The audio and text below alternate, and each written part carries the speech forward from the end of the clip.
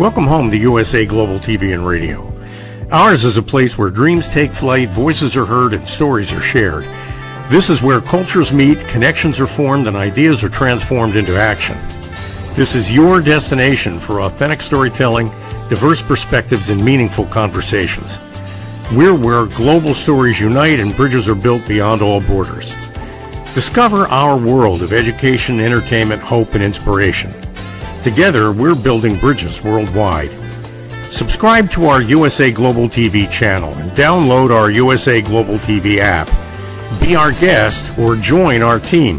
Visit usaglobaltv.com. With heartfelt thanks to our executive producer, Dr. Jacqueline Kerbeck, music scored by Yifei Tang from Cloud Road Music, creative direction by Paul Garcia, and I'm Alcini, and I'm very proud to be part of the USA Global TV and Radio family. So join us here at USA Global TV and Radio. Make us your home for global connection. All rights reserved. This video and its contents are the exclusive property of USA Global TV and Radio. Unauthorized use, duplication, or redistribution in any form is strictly prohibited. Thank you for being a part of our global community. Let's inspire together. What was the best day you've ever had? Think about that. What was the best day you ever had? Was it the day you got married? Was it the day you had your first child? Was it the day that you were on a team that won a championship? Was it 10 years old? Was it in your 20s? Was it in college? Was it after college?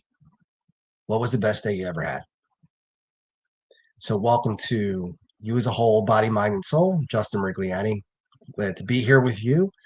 Please chat in when you get a chance. If you get a chance, we'd be happy to take any questions or any comments. So please do. But what tonight's show is all about is your best day may not be somebody else's best day. And we talked a little bit about this before the holidays, that when I was a little kid, I couldn't understand how anybody can not like the holidays. How could it be possible that the holidays aren't a great time? And then as I got older, I figured out and learned that there are going to be people who struggle through the holidays due to loss of family members, illness, whatever the case might be, loss of a job and trying to make ends meet at the holidays. That's always tough. But this one's a little different. This one is how your best day might be somebody's worst day.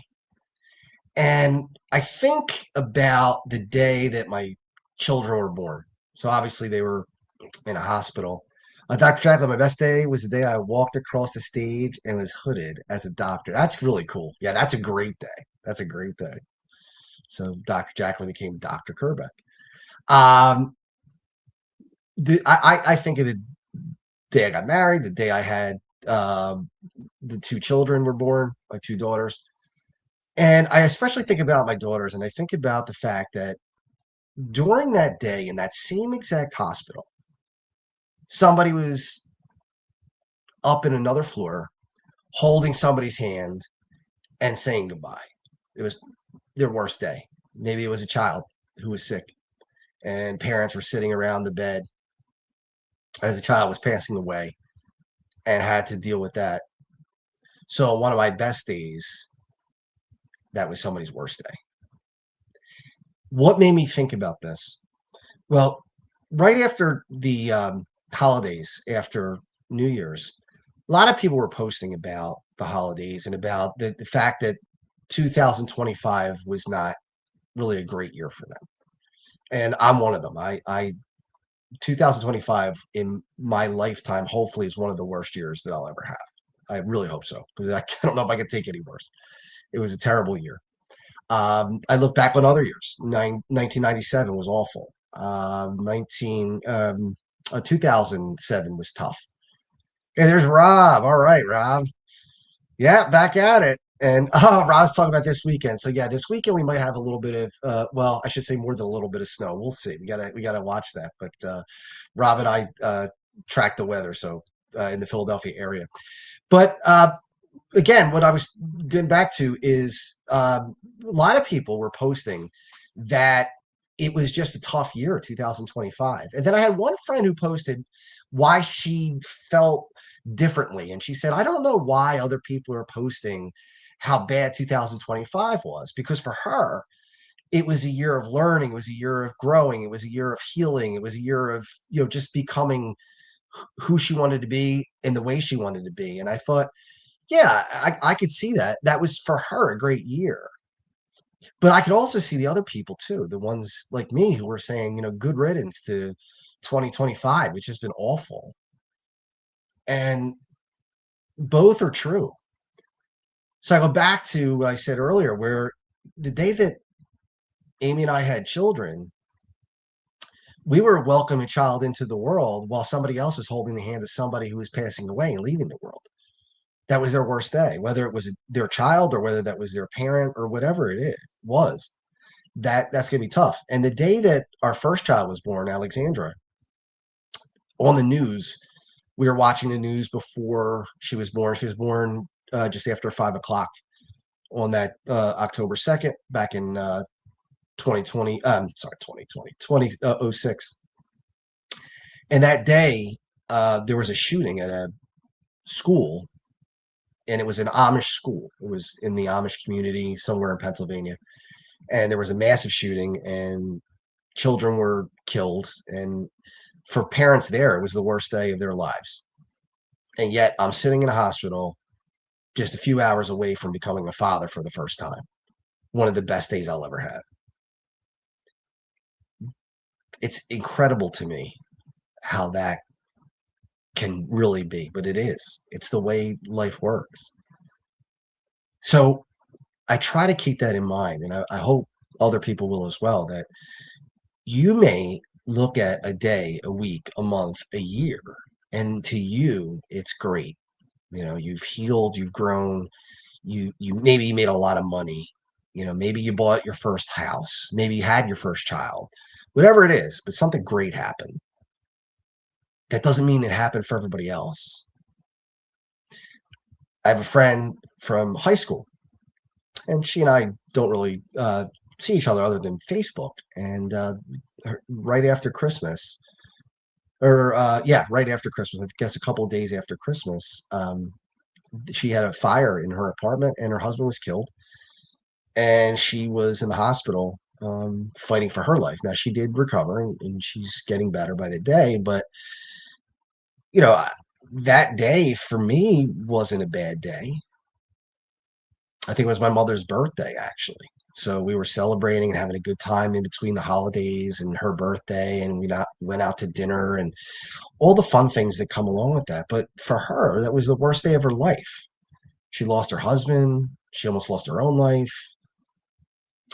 And that will continue. So for her, 2026 is probably going to be a year that's just brutal, because she's got to process what's going on. It's not something that she's going to be able to say, well, you know what, it's over now, we're starting a new year. I mean, it's great that some people can do that, but for her, or anybody in that kind of position, they can't. There's no way that you're going to be able. It's 3 weeks ago, 3.5 weeks ago. So we're all going to have great days. We're all going to have horrendous days. That's just how life is. But being sensitive to people who are struggling, and taking into consideration that not everybody's enjoying what you're enjoying is important. I think that we have to keep that in mind as we go forward.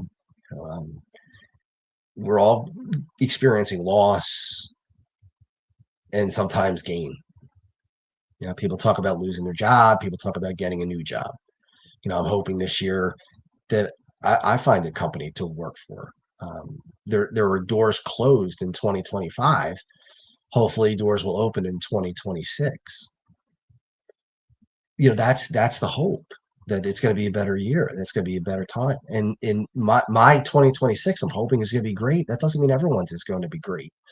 Next year at this time, somebody might be posting how terrible 2026 was, while I'm posting, hey, everything went really well in 2026, and we got some great things ahead, and I'm really looking forward to 2027.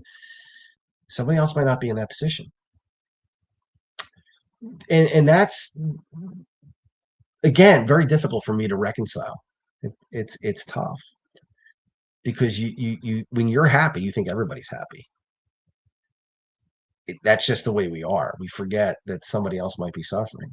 Because I saw people reply to her post. This friend of mine from college, and they said, well, what do you mean 2025 was good? Well, for me, it was terrible. For yeah, that's the way it is.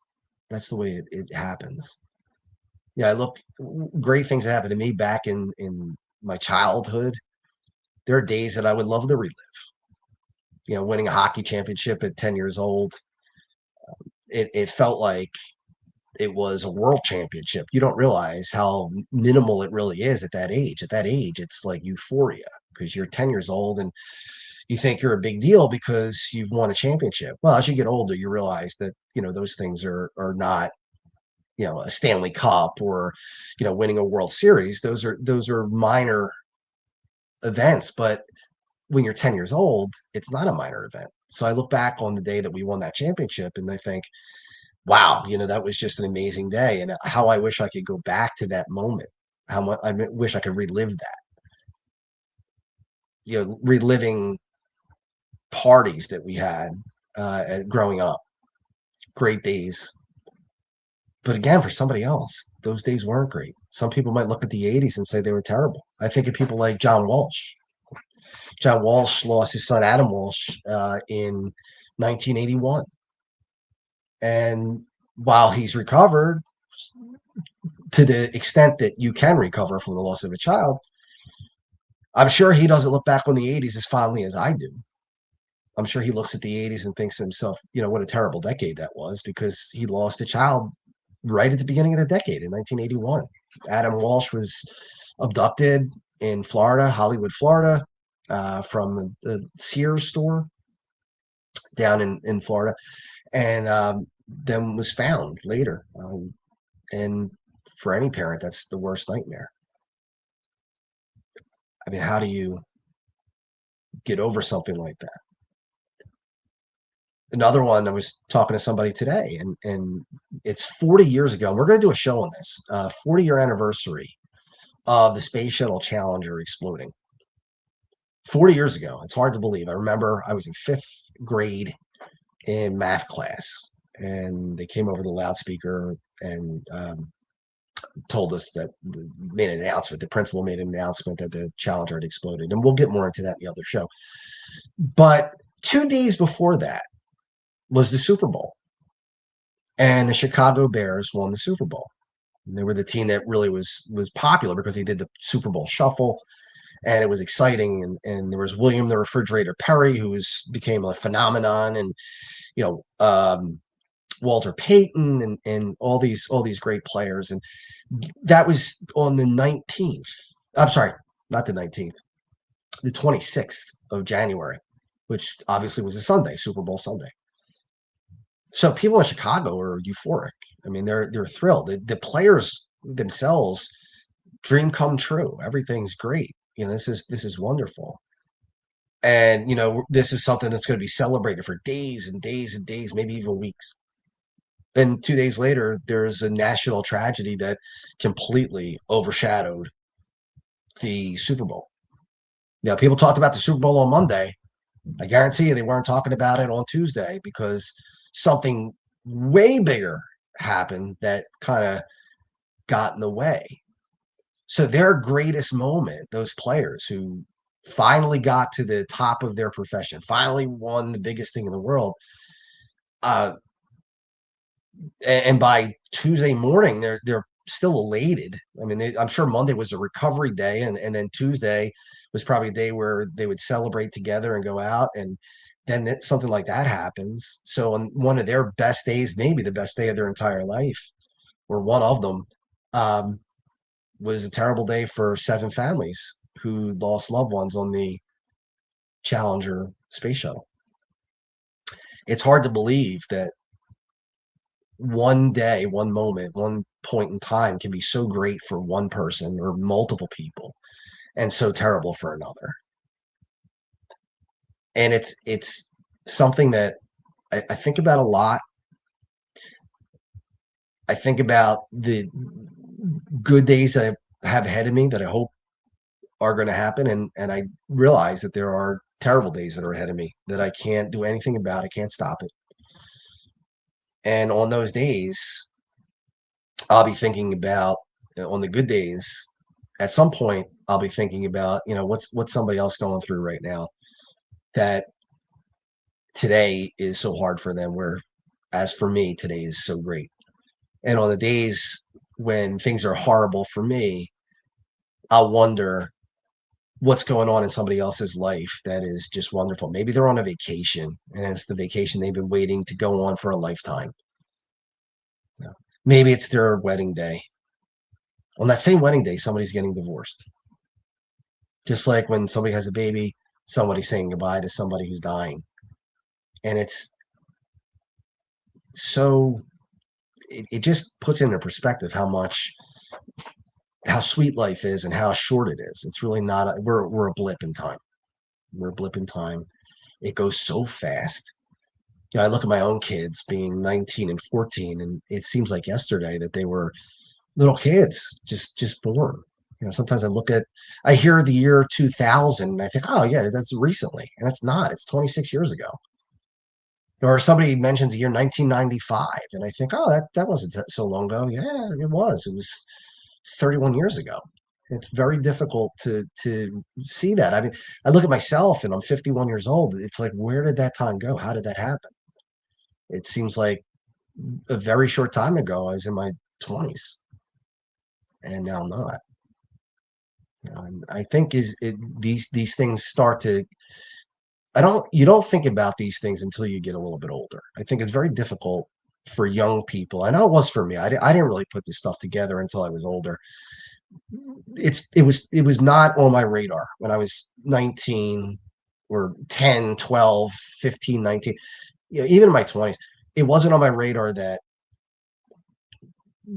good days for me were bad days for other people. Bad days for me were good days for other people. I didn't even think about it. It wasn't something that came to mind at all. Why would it? You're young and you think everything's going to work out perfectly. And you think, I'm young and I'm going to always be young. You don't realize that time will march and you're going to get older. When I was 19, I remember working with a guy who was 40. And I thought, man, it's got to be, so tough to know that, you're old. I thought it was old. I looked at 40 and I thought, man, that's an older guy, and probably half your life's over by then. And I couldn't imagine what it would be like to be 40. And now I'm 11 years past that, and I think it just happens. It just happens. You don't expect it to happen when you're little, when you're young. 19 is not little, but 19 is young. Now I have a 19-year-old daughter, and I look at her and I see the young child that was there, but I also see the adult woman that she is. And as a father, it's tough to piece that together and actually see, when you see both, it's a little bit difficult. Puts a smile on your face because you see what she's grown into, but you also miss those earlier times. The other thing when I think about this is when I go to a funeral, not to be, a Donnie Downer, but we all go to them. And I always think to myself, the people driving by, heading somewhere else, whether it's to work or somewhere else, their life is going on and they're having a normal day. They're enjoying the day, hopefully, or they're getting through the day if that's what it is. But they are driving by and they don't feel any of the grief that the people around you are feeling. I always think of that in a funeral procession when I'm driving from the church to the cemetery, and you're in that line, in that car line, and other cars are going by, and at least for me, I wonder, what's going on? Do they have the radio on? Are they singing along to the radio? Are they headed somewhere to buy something for a party? Are they just going to work? Their life is not out of balance at that point. yours is, especially if it's somebody very, very close to you, somebody who you love. The last one that I faced was my uncle a year ago, a little over a year ago. And I thought the same thing as I was walking to my car and looking around the driveway and out into the road. We're struggling to get through that day, and other people are driving by, and I just wonder what their day was like. And then the flip of that is when I see a funeral procession, I think about those people who are in it. What are they going through right now? What are they feeling right now? And I put myself in that position, and not always on purpose. Sometimes it just happens. And I start to think about it, and I start to wonder. I mean, who was that person? What was the relationship between that person and the people who are in that procession? I mean, obviously, it's somebody's husband or wife, somebody's aunt or uncle, somebody's grandfather or grandmother, or worse, if it's a child who passed away. I have no idea how. I know a few people who've lost children, and I don't know how you recover from that. I really can't even imagine that you do recover from that. I think what happens is I don't know, for me, it'd be living out the string. I don't think I would really function as a normal human being anymore. I just don't. Um, and hopefully I'll never have to figure that out or find out. But that I can't help but think about those things when I go by, or an ambulance that goes by. You don't know what's going on in that ambulance. It might not be super serious, but it could be. It could be somebody who's got just a few moments to live or has already died. One of the ones I could think about is when I was in college. I was graduating in 1997, and we had a senior week. And one of the events during senior, we had a bunch of events, and I'm sure a lot of people who've gone to college know what I'm talking about. But senior week, we had T-shirts made, and we did a lot of fun stuff, games and just enjoying each other, because we knew that we were running out of time, and we weren't going to see each other as much anymore, and some of us weren't going to see each other at all anymore because some people lived out of state and whatever. We had a band come, and they were a pretty popular band in the Philadelphia area. They were called Phoebe and Brian. And Phoebe and Brian were just great. I mean, they came, and they had really become close friends with a lot of the girls who were in our graduating class. They were really, really close. And Phoebe was the singer, the lead singer, and Brian, he was backup singer, and he played the instrument. I think Phoebe played the guitar too, but whatever. So it was, I think, Wednesday of that week that Phoebe and Brian were there, and we were enjoying it. And like I said, she befriended a lot of the girls in the class, and she would call them her Cabrini girls, because I went to Cabrini College, and the girls were really close with her from earlier in the year, because everybody was just turning of age, 21, 22 years old, and then graduating college. So Wednesday, we have Phoebe and Brian there, and Phoebe was a beautiful, beautiful girl, very in her 20s, incredibly gorgeous eyes. I mean, just, and all the guys were saying, "Wow, that is a beautiful girl," and we were, talking about how cool it would be to date a girl like that, and what guys 2021 talk about. And we had a good time, and the girls had fun seeing their friend on stage and being a part of the Cabrini family. And Phoebe said to them on Saturday, the night before graduation, we graduated on Sunday, May 18th. So May 17th, Saturday, Phoebe said, "Come to the bar. We're doing a bar, playing at a bar Saturday night, and I'm going to have a special surprise for you." And she said that to all the Cabrini girls. I mean, that seemed great for those girls. That night, that Saturday night, we had a final party. And all of a sudden, those Cabrini girls walked in, and every one of them was crying and just devastated. And none of us who were there knew what was going on. We just were kind of shocked to see them so upset. Like, what could be so bad? And they told us that Phoebe was in a car accident that day and died. And she obviously nobody expected that to happen to a 20-some-year-old woman, and those girls being so close to her the night before graduation. So for those girls, graduation may not have been, I wouldn't think would be a day that they look back on with a whole lot of fondness. While other people who didn't know Phoebe might have looked at that like Dr. Jacqueline did when she walked across the stage. Some people might have been the first people to graduate college in their family. And for them, it was the greatest day of their lives. But for those girls, it wasn't. It was a day where there was a cloud over it that overshadowed 4 years worth of work and getting to the point where they were ready to graduate from school. It was a great day for some. It wasn't a great day for others. For me personally, that was that graduation. I don't ever look at the tape of it. I have the tape of it. Back then, yes, we had VHS tapes. I have the tape that my parents took, and also the one that was the school took, and we bought. But I can't watch that. I can't watch that because I know what I was feeling on that stage, and what I was feeling was, I can't believe this is over. I loved that place. I loved everything about it. I loved mostly the people, but it was a joy to walk on that campus every day and to be there, and just it's such a sweet spot in your life where you're an adult and a child at the same time. You do not have the responsibilities that the full-blown adults have. You're in school. Yeah, you might work, but you don't work 40 hours a week.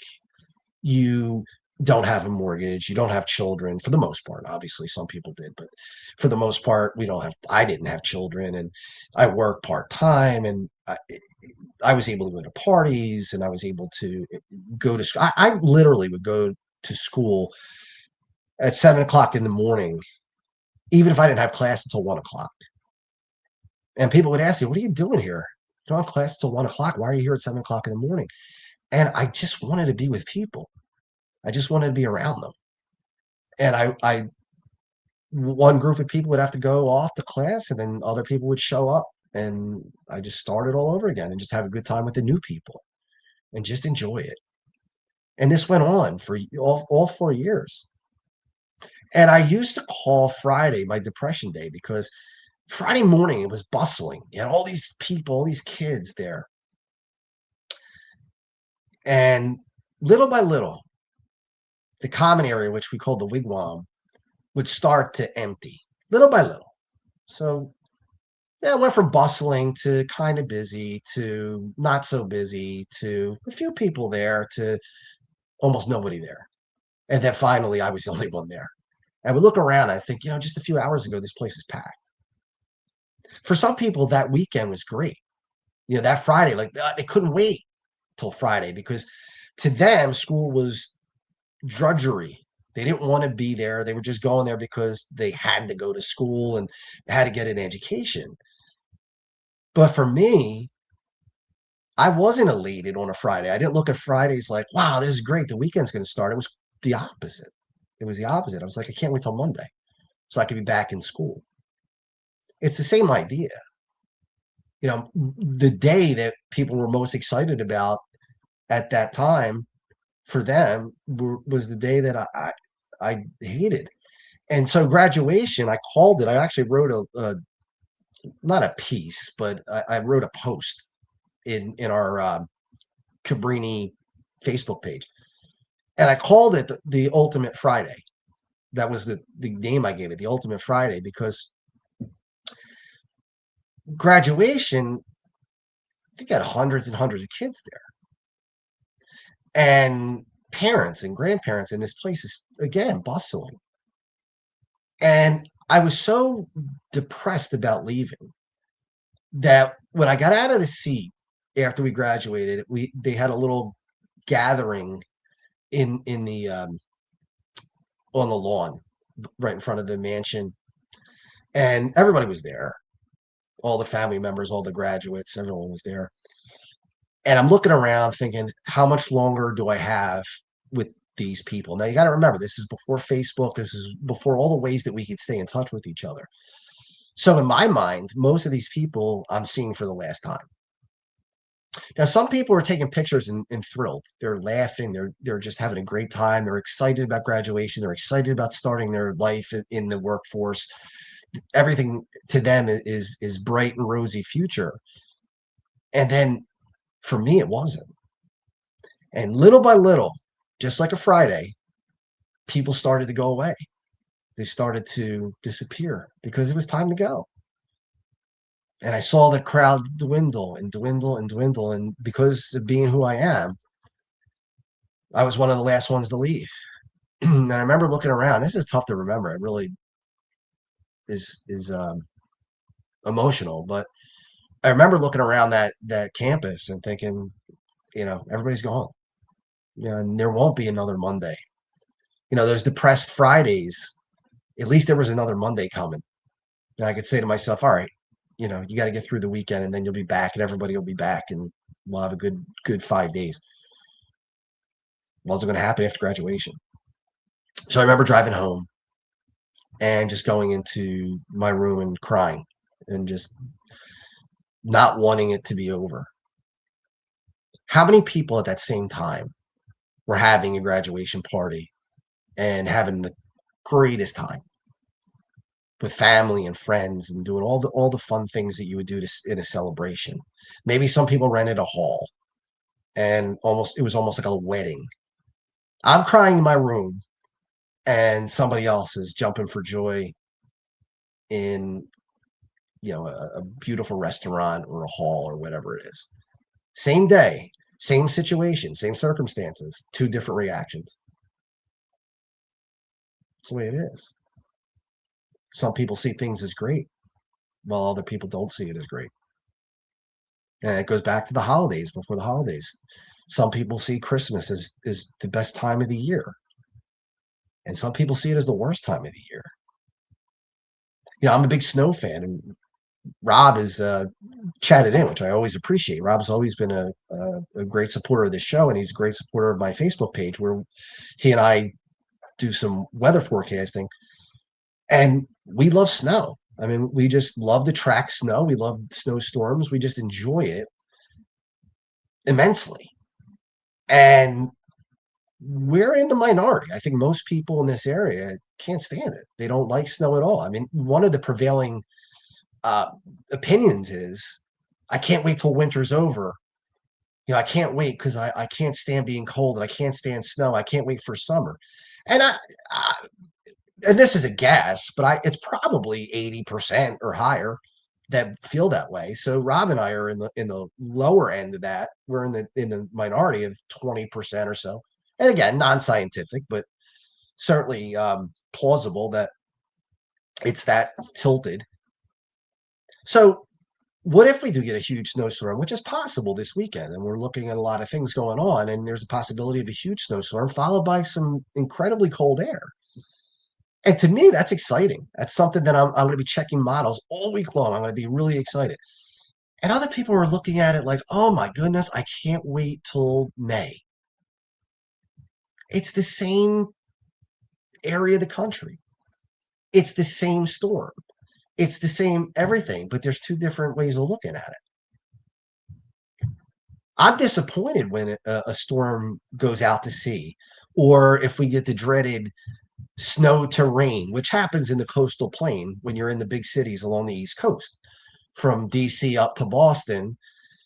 Unfortunately, if you're in the coastal plain and you like snow, you are right on the line. And it usually goes the wrong way for you if you like snow. Usually it goes to rain because we're too close to the ocean.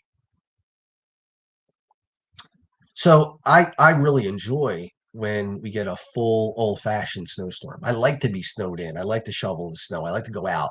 I like to watch it come down, all those things. And some people are totally different. I actually have a video from 1996. There was a blizzard in Philadelphia in 1996, and I recorded the day before, the day of, and a few days after that storm, just to have it to remember. I have it on YouTube. If you ever want to see it, it's the blizzard of 96, and you can put my name, Justin Mirigliani. And I think 54,000 people have watched that video. Now, on that day that I recorded it with a handheld camera and a VHS tape, which I was taking out of the camera, putting in the VCR, recording the news, taking it out, putting in the camera, filming outside throughout the day at 21 years old, just enjoying it like I was like a little kid. I didn't know that several years, well, more than several years later, 30 some years later, that 54,000 people will be watching that video that I was recording that day. And one of the things that I see on that video are people complaining. And they said, "Oh, this is," and then the newscasters too. "Oh, this is terrible, terrible, terrible. This is awful." And I'm not thinking that way at the time. I'm going crazy. I'm running up to my parents' bedroom, and they were watching TV in bed, and I said, "Oh, you're not going to believe this. You know, the storm is slowing down, and now it looks like we're going to get, close to 30 inches of snow." And it was great. I mean, for me, other people were devastated. They didn't want to be snowed in. They didn't want to deal with that. No, I don't hate the other seasons. I don't. I'm not upset during the other seasons, but winter is my favorite season. My point is, what's exciting to you, what makes you happy, what makes you elated, what gives you a spark, isn't necessarily going to give that to somebody else. And what gives them a spark may not give it to you. I try to keep these things in mind. I'm not always great at it. Not perfect at it by any stretch. But I try to keep them in mind because it's so easy to get wrapped up in yourself and think about how great something is for you when someone else is not feeling that way. And keeping that in mind makes you a little bit more thankful for the good times, but also sensitive enough to realize that other people might need to pick me up on the same day that you feel great. It just is what it is. That's the whole circle of life. Birth, life, death. Again, when somebody dies, somebody's born. And that there's joy, and then there's tremendous sadness. And none of us escape that. Not a single one of us. As we get ready to close up the show, a friend of mine is going through a really, really tough time. His mother passed away unexpectedly the day after Christmas. And he's really struggling with it. So the day after Christmas was great for me. We were having a good time as a family, watching movies and just relaxing. I mean, just kind of, you're over the Christmas rush, and now you're just relaxing and taking it easy. But for him, it's one of the worst days of his life. And one of the things he's been saying to me is, I'll never be able to enjoy Christmas again. I'll never be able to enjoy May again because his mother's birthday's in May and Mother's Day and all the things. And I try to explain to him as best as possible, because when you're in it, you probably can't think this way. But I said, or do say, this is right now seems like you can never enjoy Christmas again. You can never enjoy the month of May again. But that doesn't mean a year from now, 2 years from now, 3 years from now, 5 years from now that you're going to feel the same way. That maybe you'll just incorporate. Yeah, you're not going to forget that on December 26th, it's his mother's anniversary of death. You're not going to forget that. Just like my friend who was in the fire, he's not going to forget December 28th was the day she was in the fire, lost her husband, and then was seriously injured herself. But that doesn't mean that it's always going to be as acute. It's not going to be as strong all the time. So as we wrap it up, I just want a hope. And remember, this show is not about answers. It's about questions. I don't have the answers. If I did, I'd be a very rich person. And I don't think many people, if any, have the answers. But always remember that on your worst day, you'll get through it, and you'll have another great day. And on your greatest day, somebody else might be having their worst day. So think about them too, and be aware All right, everybody, thank you so much for tuning in. I appreciate it. We're going to come back next week. One quick thing I want to say is we're going to do, we have a show, a sports show that we're going to do with vintage sports, really a nostalgia type show. And we're looking for hosts or a host with me. We're going to do the show together. So if anybody is interested, just reach out to me or reach out to Dr. Jacqueline. We'd love to have you. Maybe we'll do some guests as hosts and see if somebody sticks and wants to stay. But that's coming pretty soon. We're going to do that this month probably. So just wanted to put that out there. All right, everybody, have a great rest of the week. Enjoy it, and I will see you next Monday. In a world craving connection, one platform dared to dream bigger. USA Global TV and Radio, a beacon for global voices, authentic storytelling, and elevated listening. Led by visionary Dr. Jacqueline Kerbeck, the journey from a spark to a global force is now captured in one inspiring book. Honored with YouTube's Silver Creator Award for surpassing 100,000 subscribers, discover the evolution, the challenges, the triumphs, and the unstoppable spirit that created a global movement. Executive producer Dr. Jacqueline Kerbeck. Music score by Yeffy Tang. Creative director Paul Garcia. This video and its contents are the exclusive property of USA Global TV and Radio. Unauthorized use, duplication, or redistribution in any form is strictly prohibited. Now an Amazon #1 new release in paperback and ebook. Broadcasting Brilliance, the evolution of USA Global TV and Radio, is inspiring readers around the world. Join the movement that's redefining global media one story at a time. Get ready to wear the brand that's changing the world of media. Introducing the official USA Global TV and Radio online store. From our TV show hosts to our incredible global guests, you asked, we delivered. Rep your appearance with pride. Whether you've been on air, hosted a show, or tuned in, we have something just for you. Visit us at usaglobaltvradioshoп.myspreadshop.com and start shopping today. Check back frequently. We're dropping fresh new designs all the time. Showcase your role in our global community. These designs celebrate your voice, your story, your presence. It's more than just merchandise. It's a movement of hope, inspiration, education, and elevated listening. Head to usaglobaltvradioshoп.myspreadshop.com. Your spotlight awaits. USA Global TV and Radio. Elevate your style. Elevate the world.